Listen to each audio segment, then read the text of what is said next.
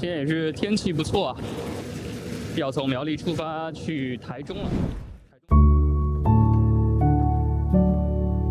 上次来台湾，影片里提到台中是台湾第3大城市，结果被很多人纠正说，现在台中已经超过高雄，是第2大了。才赶紧查询了一下，发现台中从2010年县市合并后迎来快速发展，人口持续增加，尤其是近10多年来，凭借完善的交通、制造业和科技的产业发展，逐渐成为台湾最具成长潜力的城市之一，而且很多排行榜上已经把台中列为台湾最宜居的城市。所以这次想说就来台中看看，刚好也有朋友在，就顺便来看看在地人眼里的台中，品尝一下在地的台中美食。从苗栗前往台中非常近，乘坐台铁火车仅半小时到1个小时即可到达。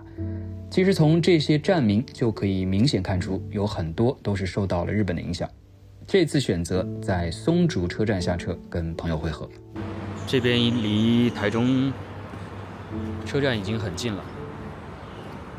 你之前在查的时候，可能会有什么台中的什么北屯、南屯、西屯，有吗？对，有区嘛？对，它就是传统的旧市区发展完了以后，就它就是外围再绕一圈出来。哦。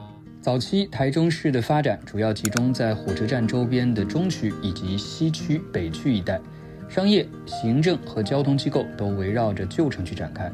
1990年代以后，随着人口的增加，城市重心逐渐向西移动，西屯区逐渐成为台中的新的 CBD， 集中了市政府、百货公司、酒店、企业总部等。近年来发展进一步向北延伸，也就是现在看到的北屯区，是台中面积最大的行政区，也算是台中最热门的新兴住宅区。向南则延伸至南屯区以及高铁台中站周边的乌日地区。台中已经开始做这种行人步道了，方便行人的步行，改善交通状况。确实是需要有这样的人行道，尤其机车比较多的时候，其实还是有点危险。对啊，第2嘛，理论上是台中的第2北。对。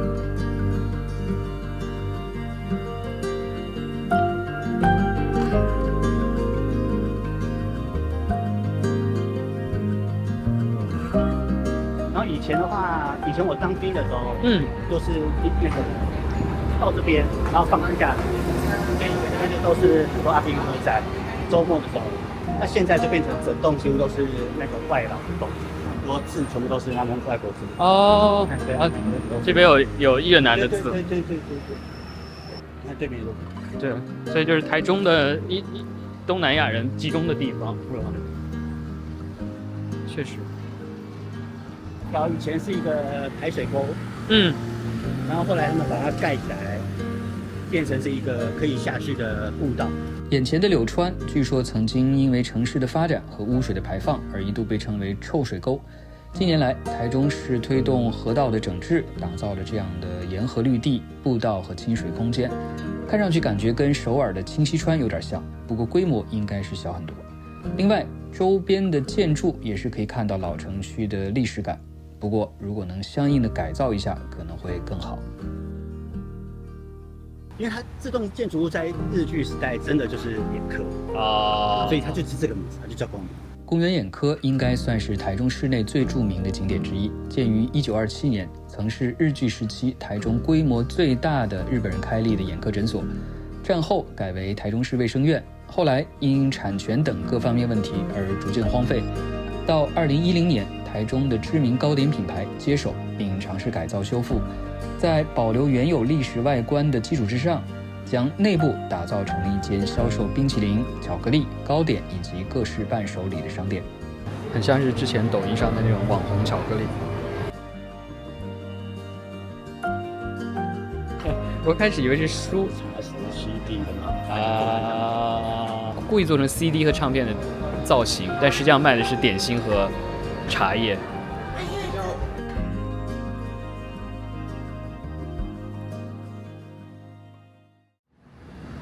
前面是台中火车站，我真的之前来过，但是已经真的没有印象了。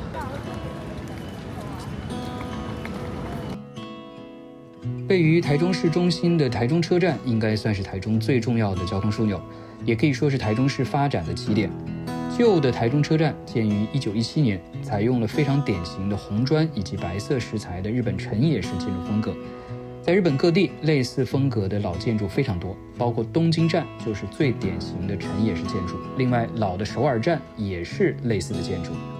旧的台中车站现在已经停用，被列为古迹，作为历史建筑保存，内部可供游客自由参观。它就是还有老的这个时刻表贴在这儿的。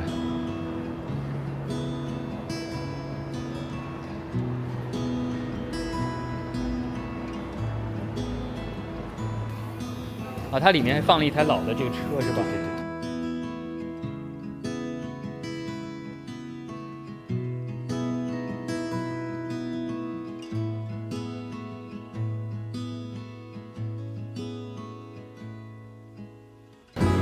这中间这铁道还可以下去坐的。啊，所以这边就是新的台中车站了。2016年启用的新台中车站就建在旧站的东侧，采用了非常现代化的设计，整合了铁路、公车以及周边的交通，提升了总体的运输效率。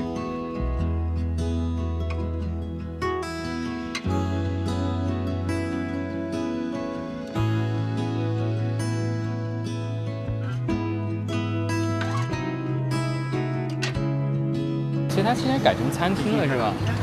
就跟刚那个一样。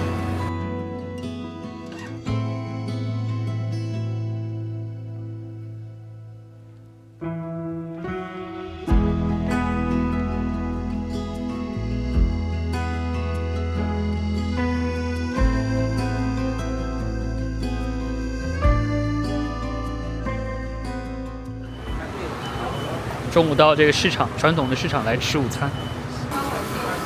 相思面店，老赖红茶。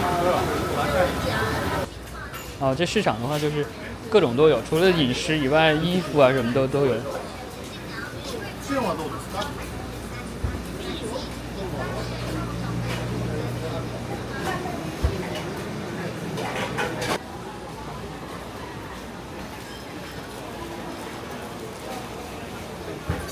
这边是卤肉饭，这边有一间卤肉饭吗？哦，这是在做卤肉啊。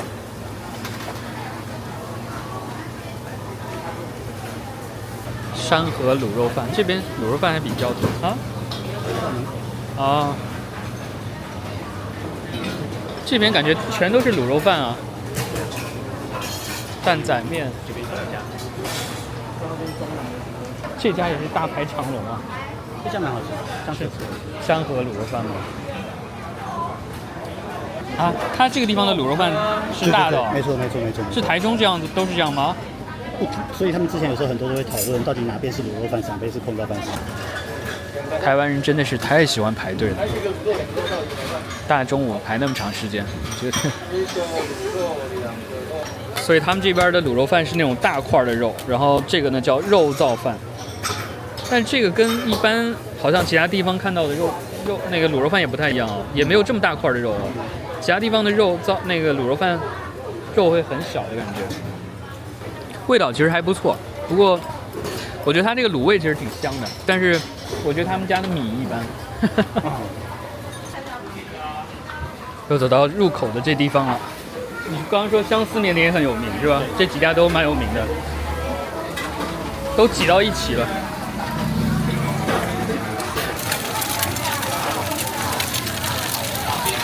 点了一个综合的甜不辣，这是综合的甜不辣是吧？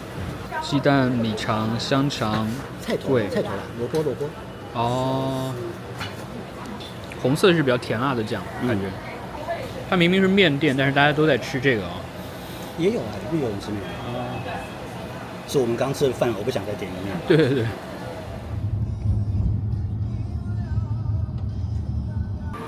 前面是到这个审计新村。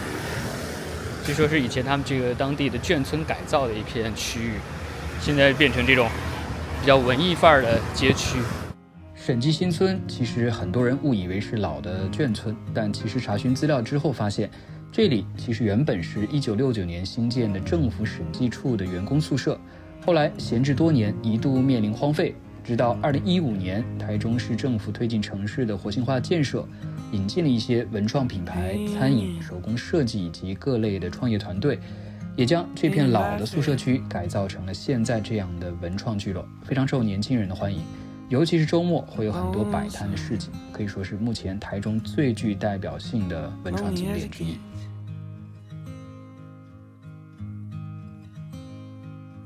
哇，这个楼建的蛮好的，新的，对啊，应该吧，我觉得。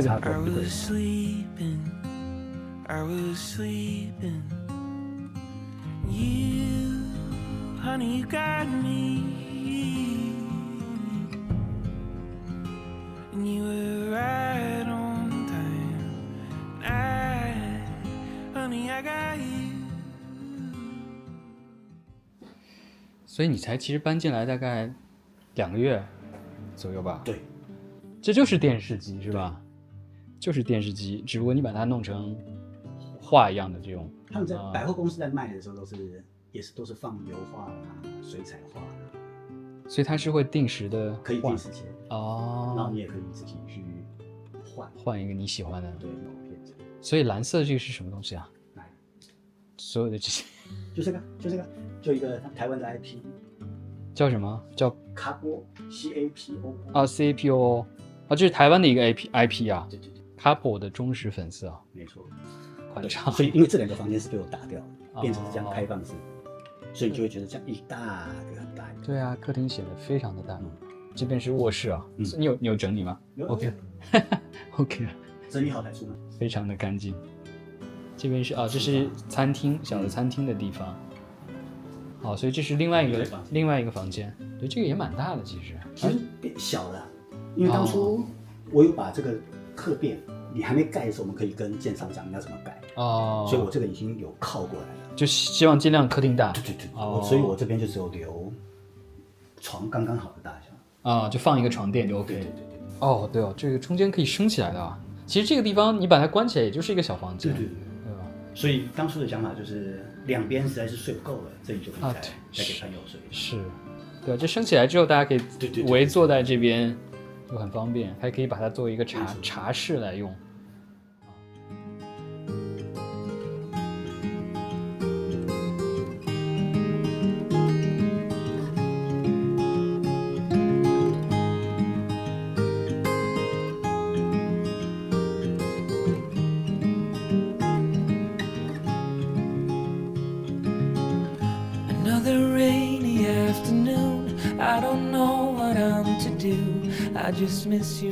现在这个时段刚好是夕阳西下的时候，就很漂亮，一整排的风车。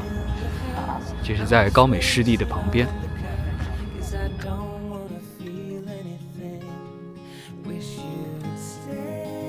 高美湿地就在远处的那个地方，一般大家都会来这儿看夕阳的。高美湿地，欢迎您。算是台中很有名的一个看夕阳的地方，是吧？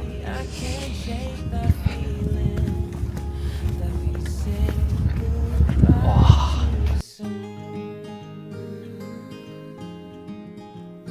这个区域就有很多人了，大家都在这儿坐着等日落。今天主要是天气也很好，所以很适合看日落的一个时间点。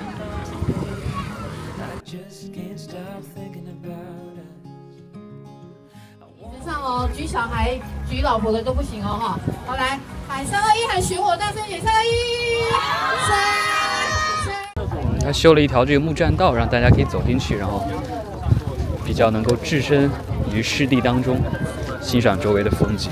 他会写划线。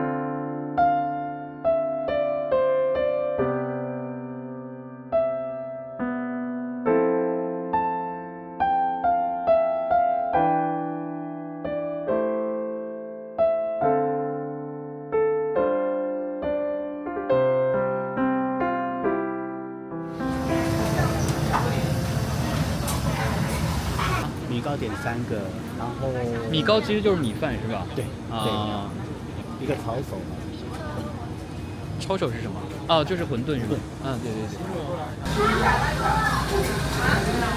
筒仔米，油就是你说的是油饭是吧？对，在上面是五花肉，对，然后这是馄饨、排骨汤、干面。我是第一次吃这个，它会带一点点辣味，对吧？我就那一点点，抄手的味道也不错，皮儿很薄，真的是有名的店一直在排队，现在还在排队，很多人，蛮好吃的王塔米糕。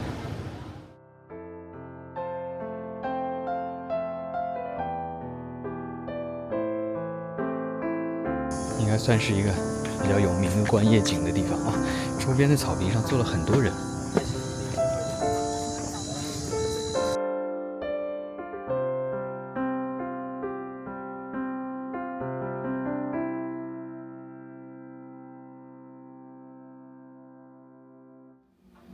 终于到酒店了，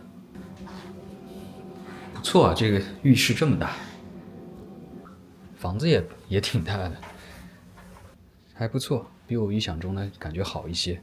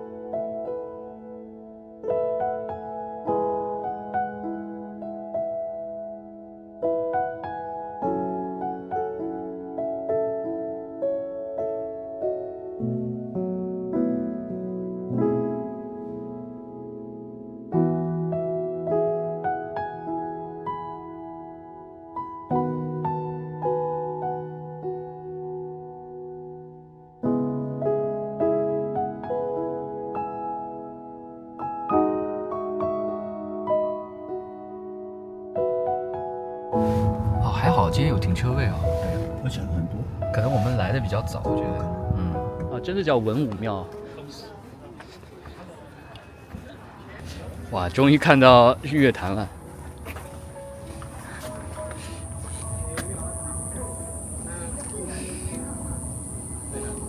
你知道我们小学的时候学过这个课文吗？真的假的？真的啊。所以其实对所有的大陆人来说，日月潭是一个很有印象的东西，很重要的符号，很重要的台湾符号，就跟我们阿里山那个一样。对，我们小时候是对，可能大多数人最开始接触台湾的第一印象就是日月潭。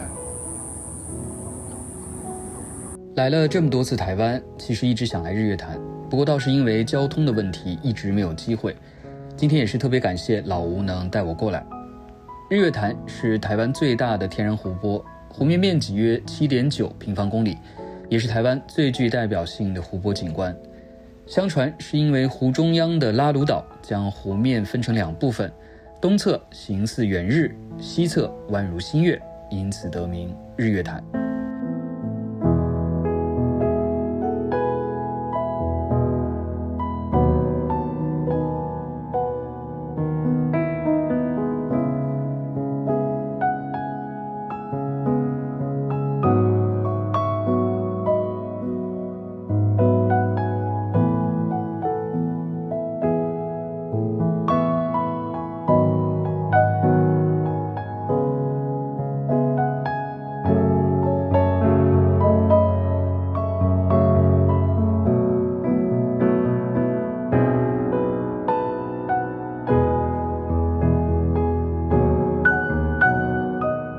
据说这里春夏湖光山色，秋冬云雾缭绕，四季皆有不同的风貌。作为台湾非常代表性的一个风景名胜，虽然在台湾算不上最有名，但我估计对大陆来台湾旅行的人来说，应该是所有人最想去的一个自然景点。这叫水洼头步道。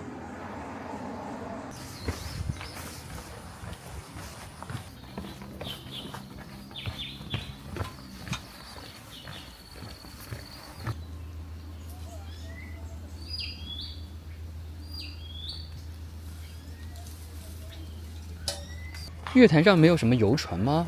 有。哦，就在另外的地方是吧？不会，这里没买。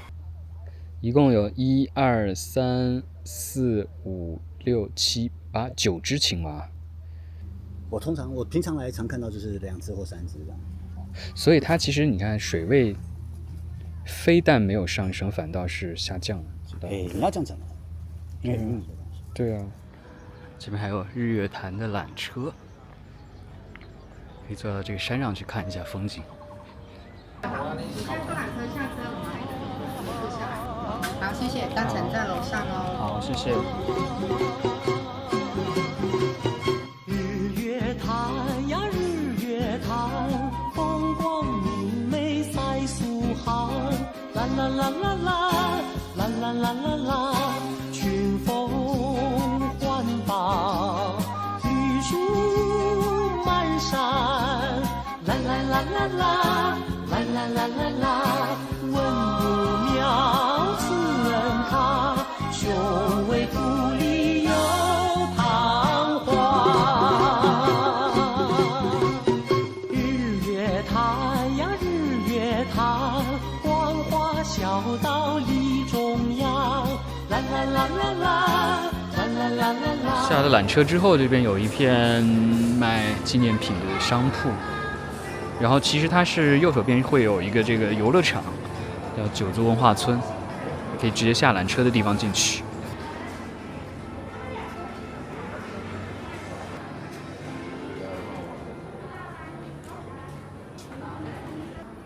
还有就有很多的红茶，阿萨姆红茶。所以缆车搭过来大概也就只有这样，所以我就说就这样。如果不去九族文化村的话，就是在这边，没错，就这样看看，然后用东西，重点是搭缆车这样。啊，所以我来说有的时候会坐了就直接就又回去，就不下来。逛一下这个特产店，差不多就结束了。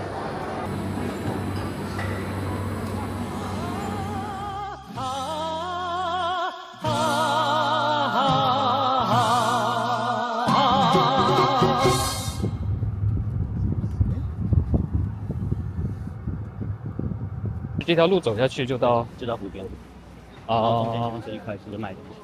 哦，这就老街的感觉，老街的店铺。走去妹子景再看看哦。边绕一绕，走一走。好。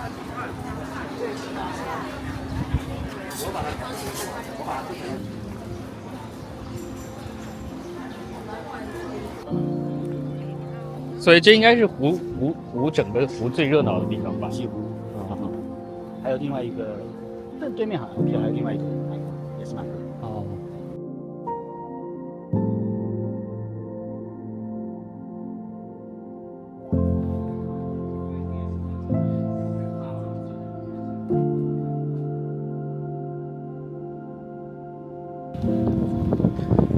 旁边那条栈道上可以搭游船的。这里有一个叫伊达邵的游客中心。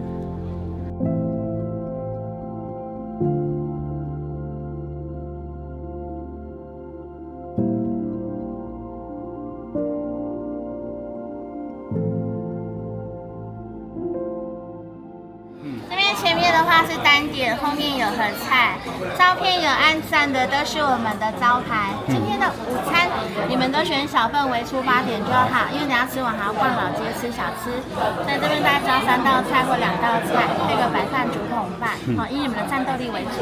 那第二种方式呢，后面有合菜 set 部分，你也可以说选双人套餐，老板帮你设计好的，有鱼、有肉、有青菜、有白饭、有地瓜饭。先讨论一下，那如果说有时候客人天气太热，我不想喝汤，我高丽菜很常吃，因为我们合菜不能换菜 ，no change。如果有1、2道不喜欢吃，我就建议你们全部用单点的。难得来到原乡部落哈，那你先看一下，点菜会的手就过来，谢谢。这竹筒饭确实是稍微有一点点小。酥炸奇力鱼、刺葱蛋卷，然后山猪肉，应该算是当地比较有特色的一些东西。查了一下，它这个刺葱说是有活血化瘀、预防中风的功效。这个咸猪肉其实味道还不错，它胡椒的味道，黑胡椒的味道会比较重，很香。然后肉确实是会比较偏咸，不知道它是不是先腌过的。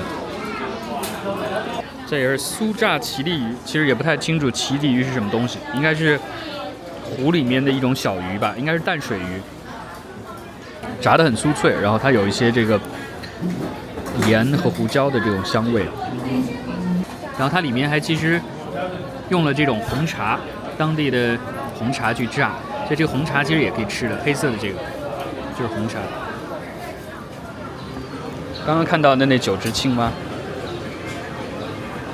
然后它有旁边做这个青蛙的蛋糕，蛮有创意的。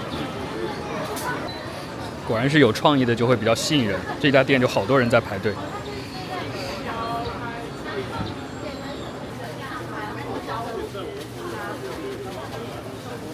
香菇包、高丽菜包、番薯条。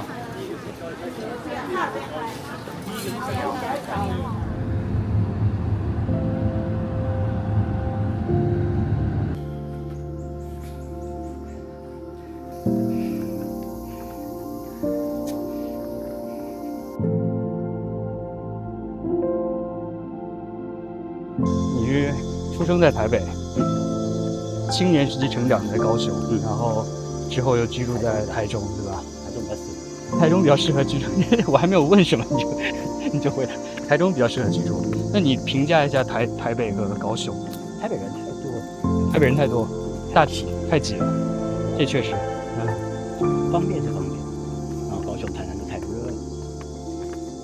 高雄太热，台北太挤，太繁忙。台中就差不多，台中就比较中和。台北路比较小呀。啊，是吗？台北路相对比较小。所以让你再选的话，你还是会选台中。台中有距离的方便，啊，住起来比较舒服。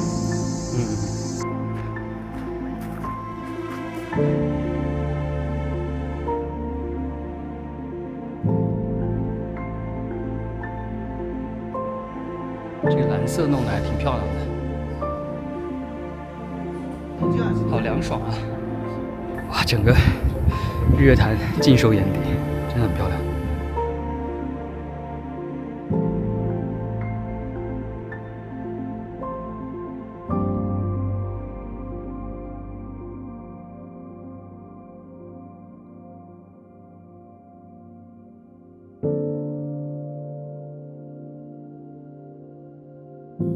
整个湖面看起来非常平静，而且不同的地方它可能深浅度、阳光照射不一样，所以它显示出的颜色、蓝色的色彩也不太一样。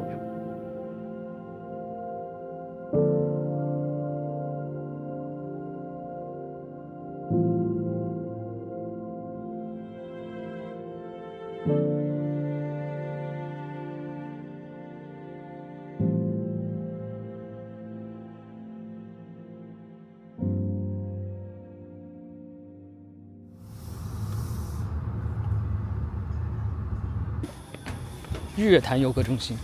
哦。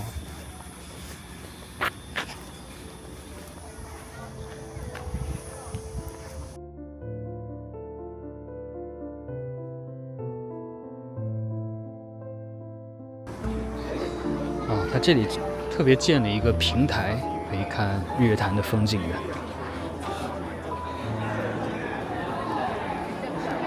这其实蛮有设计感的，这个东西，我觉得这个东西蛮有设计感，其实还蛮漂亮的。最漂亮是在后面。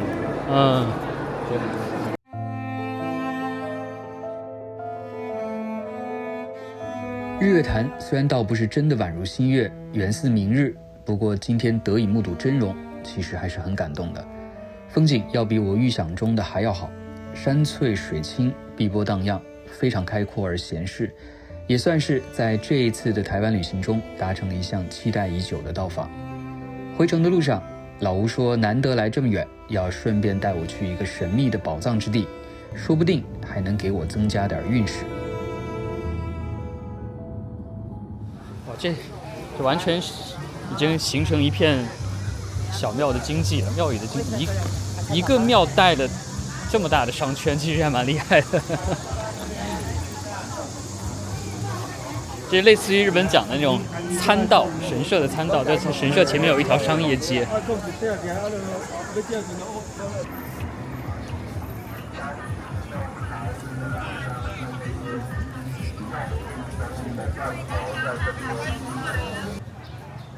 台中庙其实不大，就这样小小的。哦，周边的这个商圈真的非常大。我觉得它是这是不是底下要钻一下的？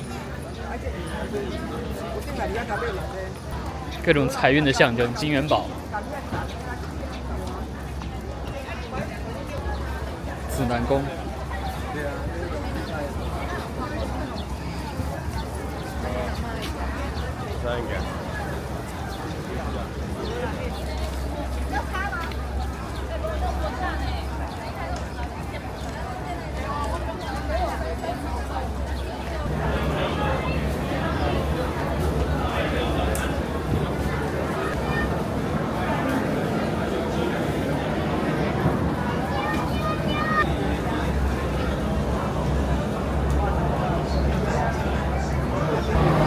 据说这个庙它有一个很重要的点，就是你可以在这边求金，跟他借钱，然后等1年之后呢再来还金。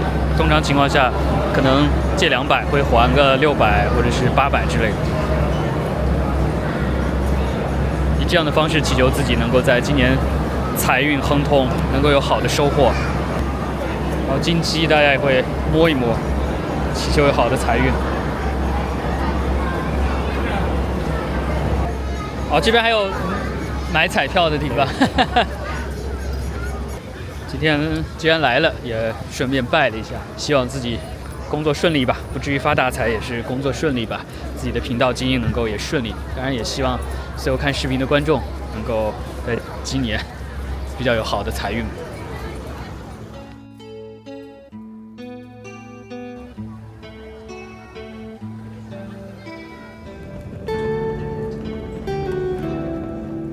回程要从台中的高铁站出发，坐高铁前往台北。高铁的台中站和台铁乌日站相通，所以其实在乌日站停车进站倒是更方便。这次要特别感谢老吴2天开着车陪我走，不但看了台中的美景，吃了台中的美食，而且也完成了日月潭游览的心愿，非常感谢。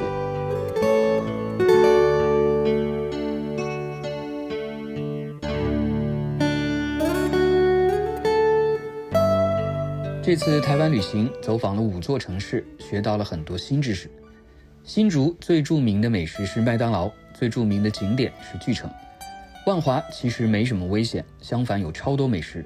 艋舺里的寺庙不是龙山寺，而是清水岩祖师庙。宜兰静岁静后，但不喜欢被说是台北后花园。太平山冬天会下雪，龟山岛的头原来会转。苗栗进出要带好护照，但气候宜人，空气好。南庄桂花巷不产桂花，来苗栗要吃水晶饺和一口香馅礼。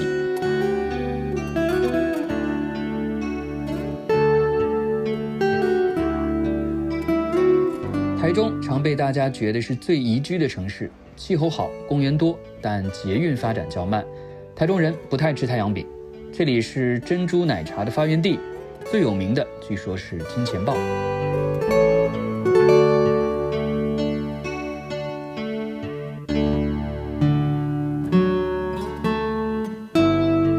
这次的旅行影片也收获了很多朋友热情的支持和鼓励，给了我很多建议，以及未来旅行安排的一些很棒的想法和推荐，真的是非常感谢。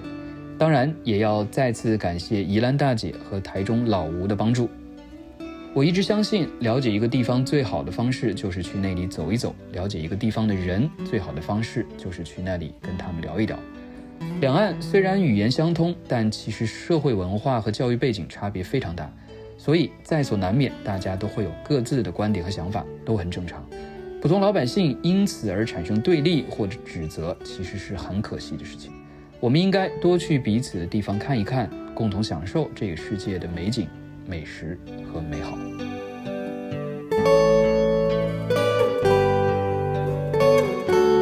在台湾旅行，我常常感动于这里的温度，人与人之间、社会与人之间的温度，以及这里历史和文化在岁月中沉淀的样子。台湾当然也有很多问题，但这种温度和沉淀是极其可贵且值得珍视的。唱一条船，离开台湾100米，风平浪静，太阳照爱洒洒雨，唱一条船，离开台湾200米，风平浪静，风天风海